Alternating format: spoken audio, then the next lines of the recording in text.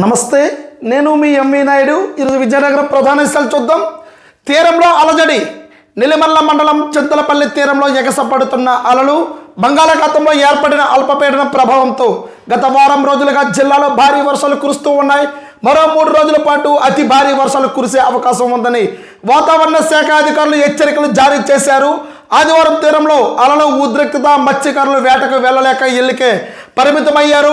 బోట్లు, వలలు సురక్షిత ప్రాంతాలకు తరలించారు. రైతులు, మత్స్యకారులు మరో 3 రోజుల పాటు అప్రమత్తంగా ఉండాలని రెవెన్యూ అధికారులు ఆదేశాలు జారీ చేశారు.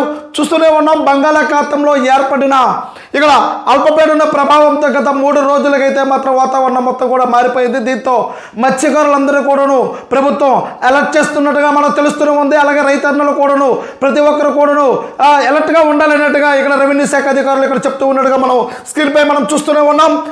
నేడు విద్యా సంస్థలకు సెలవు. భారీ వర్షాల నేపథ్యంలో జిల్లాలోని అన్ని యాజమాన్యాల పరిధిలో ఉన్న పాఠశాలకు సోమవారం సెలవు ప్రకటిస్తూ కలెక్టర్ అంబేద్కర్ ఆదివారం ప్రకటనలు విడుదల చేశారు.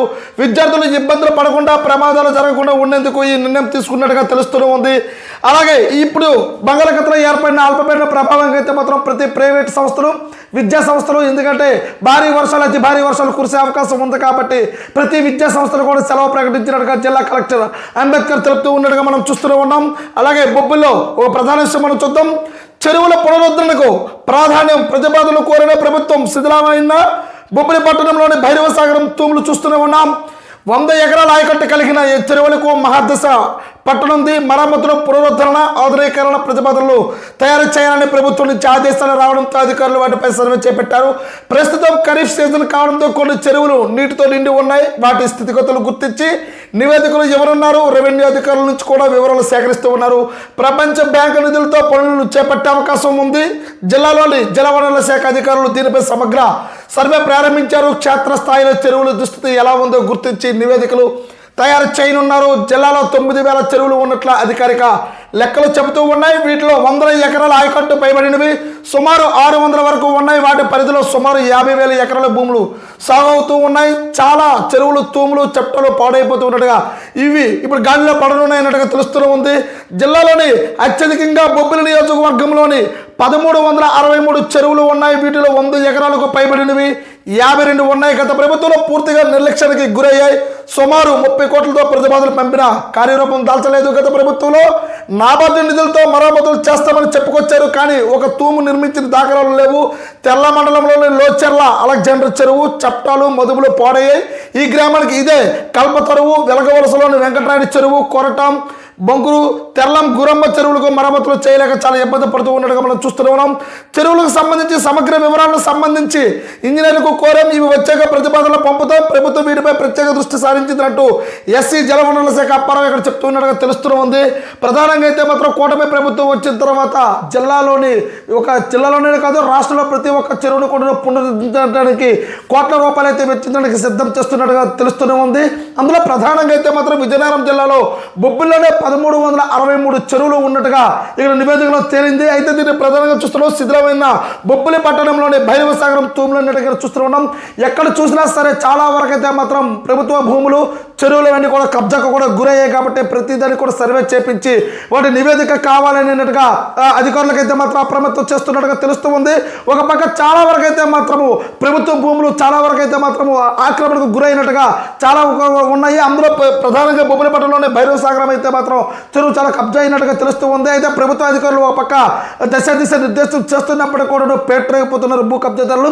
అయితే పూర్తి స్థాయిలో గత ప్రభుత్వంలో నిర్లక్ష్యం చేయకుండా ఎప్పటికైనా సరే సర్వే చేయించి ప్రభుత్వ భూములు బయటకు తీస్తారా లేదా అన్నట్టుగా తెలుస్తూ ఉంది. అయితే ఒక పక్క భారీ వర్షాల కారణంగా చెరువులన్నీ కూడా నిండి ఉండడంతో సర్వే కూడా చేయించాలని పరిస్థితి కూడా ఉంది. కాబట్టి ఏది ఏమైనప్పటికీ కూడా వీటిని పునరుద్ధరించాలన్న ఆలోచన అయితే మాత్రం ప్రభుత్వం వస్తూ ఉన్నట్టుగా మనకు కీలకంగా మనకు తెలుస్తూనే ఉంది. అలాగే మరొక ప్రధానమైన అంశం మనం చూద్దాం. స్త్రీ శక్తితో భద్రత ఆసరానంటూ ప్రధాన విషయం మనం చూస్తున్నాం. ఆర్టీసీ బస్సులో మహిళా ప్రయాణికులు మనం ప్రధానంగా స్క్రీన్పై మనం చూస్తూ ఉన్నాం. మహిళలకు ఆర్థిక భద్రత, ప్రయాణ సౌలభ్యం, స్వేచ్ఛయుత ప్రయాణం కల్పిస్తూ కూటమి ప్రభుత్వం ప్రారంభించిన స్త్రీ శక్తి పథకం అమలుపై మహిళల నుంచి హర్షం వ్యక్తమవుతుంది. సూపర్ 6 హామీల్లో భాగంగా ఆర్టీసీ బస్సులో ఉచిత ప్రయాణం చేసేలా చర్యలు తీసుకోవడంతో పేద మధ్యతరగతి వారికి ఆర్థిక భరోసా కలుగుతుందనే ఆనందం వ్యక్తం చేస్తూ ఉన్నారు. ఉద్యోగులు, ఉపాధి కూలీలు, భవన నిర్మాణ కార్మికులు, చిరు వ్యాపారులు, విద్యార్థులు గుర్తింపు కార్డులు చూపించి బస్సులో ప్రయాణం సాగిస్తూ ఉన్నారు. జీరో టికెట్తో నెలకు వేలలో సొమ్ము ఆదాయం అవుతుందని సంతోషం వ్యక్తం చేస్తూ ఉన్నట్టుగా తెలుస్తూ ఉంది. అలాగే ఇక్కడ మనం చూస్తున్నాం నాగమణి ఏం చెప్తున్నారు, నేను చీపురుపల్లిలో ప్రభుత్వ ఉద్యోగిని, రోజు శ్రీకాకుళం నుంచి ఆర్టీసీ బస్సులో వస్తూ ఉంటాను. నెలకి 4,000 వరకు ఖర్చు అయ్యేది. స్త్రీ శక్తి పథకంతో ఆదాయం మిగులుతూ ఉందన్నట్టుగా ఇక్కడ శ్రీకాకుళం ఇందు నాగమణి చెప్తూ ఉన్నారు. అలాగే లావణ్య ఏమంటున్నారు ఒకసారి చూద్దాం. కూటమి ప్రభుత్వం ప్రవేశపెట్టిన ఉచిత ప్రయాణంతో ఒక ఆర్థిక ఆసరా లభించింది. ఆనందంగా ఉంది. శ్రీకాకుళం నుంచి ఛార్జీ లేకుండా రామతీర్థం రాముల వారిని దర్శించుకొని విజయనగరం వచ్చాయి. ఇక్కడ నుంచి సింహాచలం దర్శనానికి బస్సులో వెళ్తున్న ముఖ్యమంత్రి చంద్రబాబుకు మహిళలంతా రుణపడి ఉంటారని ఇక్కడ లావణ్య చెప్తూ ఉన్నారు. విశాఖపట్నం అమ్మాజీ ఏమంటున్నారో చూద్దాం. నేను బొబ్బిలిలో ప్రభుత్వ పాఠశాలలో జూనియర్ అసిస్టెంట్గా విధులు నిర్వహిస్తూ ఉన్న రోజు విశాఖ నుంచి బొబ్బిలి ఆర్టీసీ బస్సులో వస్తూ ఉన్నాను. నెలకు 9,000 వరకు ఛార్జీలు అయ్యేవి. అవి ఇప్పుడు పిల్లల చదువుకు ఉపయోగిస్తూ ఉన్నట్టుగా తెలుస్తుంది. జిల్లాలో మొత్తం 160 బస్సులు ఉండగా 137 సర్వీసులు పథకానికి వినియోగిస్తూ ఉన్నారు. సాధారణ రోజుల్లో రోజుకు దాదాపు 16,000 మందిని మహిళలు ప్రయాణిస్తూ ఉన్నారు. స్త్రీ శక్తి పథకం ద్వారా ఈ సంఖ్య 28,000కు చేరునుందని అధికారులు అంచనా వేస్తూ ఉన్నారు. రెండో రోజే శనివారం ఎక్కువ సంఖ్యలో మహిళలు బస్సులు ఉపయోగించుకున్నారు. పండుగలు, శుభకార్యాల సమయాల్లో ఈ సంఖ్యను లెక్కగట్టలేమని జిల్లా రవాణా శాఖ అధికారిని వరలక్ష్మి చెప్తూ ఉన్నట్టుగా తెలుస్తుంది. మహిళలకు ఆర్థిక భద్రత, ప్రయాణ సౌలభ్యం, స్వేచ్ఛాయుత ప్రయాణం కల్పిస్తూ కూటమి ప్రభుత్వం ఇచ్చిన హామీలో భాగంగా ప్రధానంగా మనం చూస్తున్నాం. స్త్రీ శక్తితో పథకం అయితే మాత్రం హామీలో ఇచ్చారు. హామీలో కూటమి ప్రభుత్వం అయితే నెరవేర్చింది. ఇది మహిళలకైతే మాత్రం చాలా వరకు ఓరటని ఇచ్చినట్టుగా చెప్తూ ఉన్నారు మహిళలు. దీనికి అందరూ కూడా ముఖ్యమంత్రి చంద్రబాబుకు ధన్యవాదాలు తెలియజేస్తూ ఉన్నట్టుగా తెలుస్తుంది. ఎందుకనంటే వాస్తవంగా చెప్పాలంటే మాత్రం ఏ ప్రభుత్వం వచ్చినా సరే, ప్రభుత్వాలు మారినా, కొత్త ప్రభుత్వాలు వచ్చినా సరే ప్రజలకి శ్రేయస్కరానికి ఏదైతే చేస్తారో ఆ ప్రభుత్వాన్ని ప్రజలైతే మాత్రం గుడ్డల్లో పెట్టుకుంటారో. అయితే మహిళలు అయితే మాత్రం ఆర్థిక స్వావలంబన జరిగిందని చెప్తూ ఉన్నారు.